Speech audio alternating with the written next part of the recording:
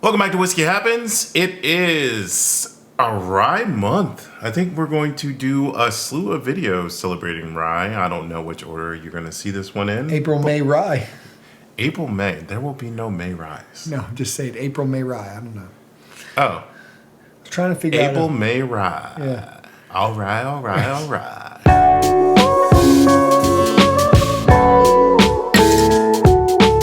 All right, so Bulleit 12 year. Hasn't been around for a while. I last remember seeing this in 2020 during COVID on the shelves. I wasn't moved by it whatsoever. Yeah. I think there was an abundance of everything during 2020. Like you could just go to most liquor stores and find something, whether it be your unicorn or not. And then it got to a point to where there was nothing that like impressed. Like the Pappy, sure. BTAC, sure. But I've heard about this, that it is most likely pretty good. It's all over the stores here in Texas now. We were out earlier shopping around, and it was at all the stores we went to. So it's not allocated, which is cool. I found it interesting for a 12-year, you said? Yeah. 12-year.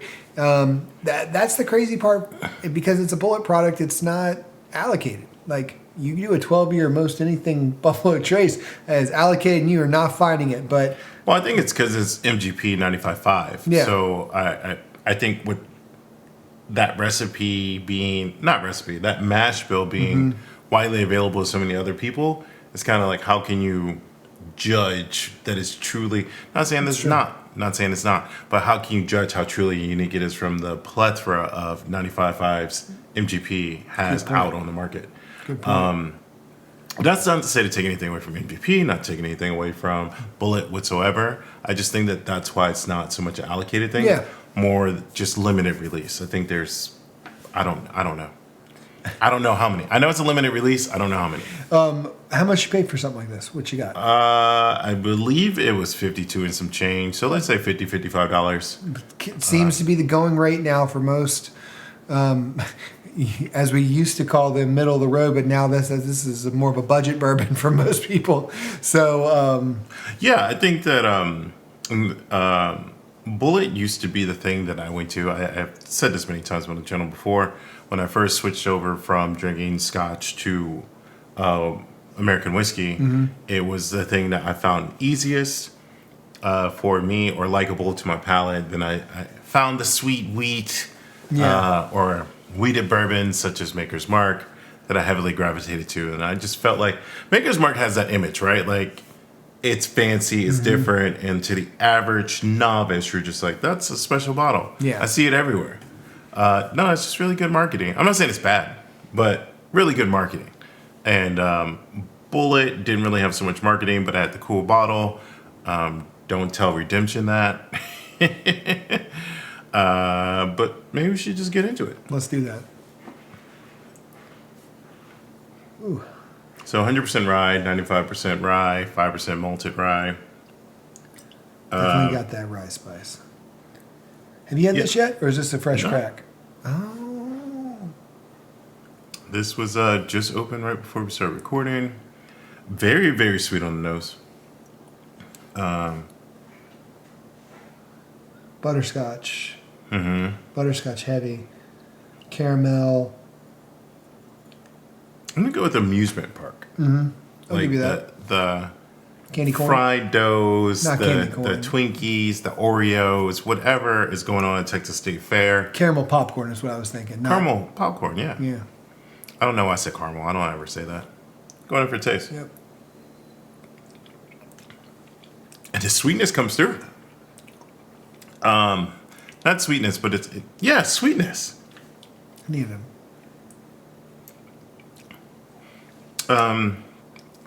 Typical apple cotton candy flavors you get with Sunrise. Well, it's interesting because you get that age in it too, because you can taste that age at 12 years. It's definitely not a young tasting whiskey. But what's the okay? I want to know the proof. So. And what did you discover? It's not as high as I thought it was. 92. I thought it was going to be much higher. Yeah. But I think it's proofed appropriately. Yeah. I think that This wouldn't be necessarily a daily drinker, but I do think that like approachable for sure. I think so. I think it's for a rye. For me, I drink a lot of rye. It's good. I like it. I don't know what other people would think if they're not a rye drinker. I think it'd be a little tough for some people if they don't drink ryes or drink bourbon. You know what I'm saying? No, I think this would. I think that if you gave it to someone that didn't like ryes, they would like it. If you just told them it's whiskey, because it doesn't have the traditional harshness, spiciness that you get with ryes. It has kind of a maple finish. I mean, light heat on the finish. If we're being honest, I'm being honest. And but for the most part, it's very sugary, very rich, through and through. I don't know. I get a little spice. I'm not gonna lie. I get a little spice on it. It's got a little kick to it to me. I get the sweetness on the end, but when I first started drinking it, but we have been drinking lower proof stuff so far today, and this is a little. No, we haven't. This is. I keep wanting to see. I keep wanting to think this is a higher proof. All right, let's try it on the rocks.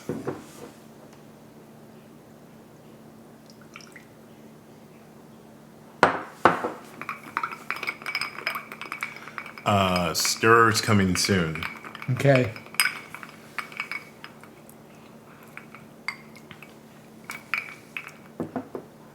I'm going to.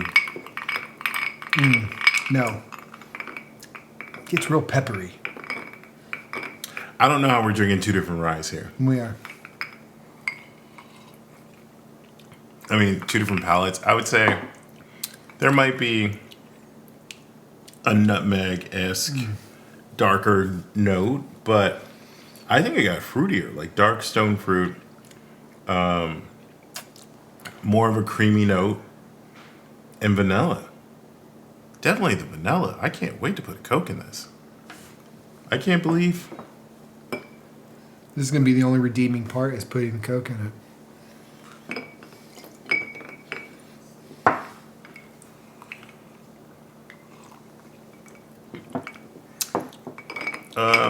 Coke's a little warm.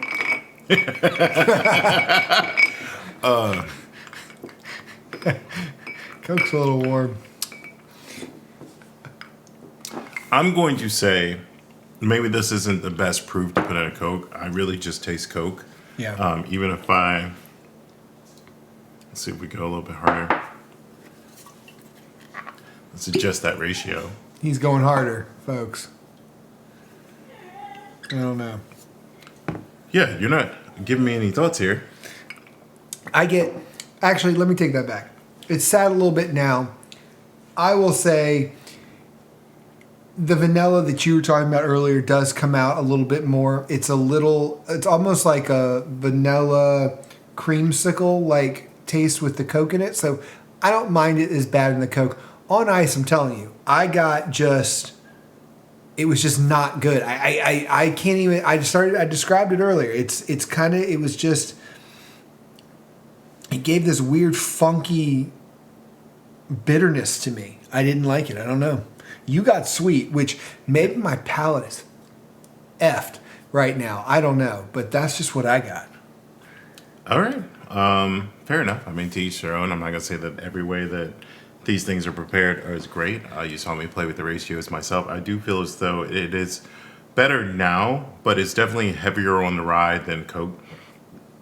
And I think that's because of the proof. Yeah. The vanilla actually lends itself very well if you're a fan of vanilla Cokes. I am not a fan of vanilla Cokes, but I'm willing to say that is a nice pairing if that is your purview. I think that the anise really shines through as well from the finish when it was just before on the rocks. And now paired with the Coke, obviously that's a natural Coke flavoring in the caramel. I think that they pair well together. However, I think that if you want to enjoy the uniqueness of a 12-year-old spirit, I'm going to go on the rocks. I like the way that it opened up. Nice. It became much more fruity. It's already sweet, very sweet to me. A lot of candy notes. But I think that for me, the way it opened on the rocks was just my actual alleyway. That's and awesome. Again, I don't drink a lot of rye, but there you have it. I think that we have two different. Oh yeah, totally different. Yeah. But I will say, like I said at the beginning, neat. I liked it because it was very caramel, almost like a caramel popcorn. And I'm actually getting that now with a little bit of the Coke popping through. You get more of a caramel sensation. I just didn't like it on the rocks. Maybe I need to come back at it again a little later and see. But normally, I like it all the way through if I like it on the Coke and neat. I'm gonna give it to him blind. I bet you said something different. All right, we'll see. Until then, it doesn't matter if you like it on the rocks, neat, or in a Coke. Whiskey happens. Cheers. Cheers.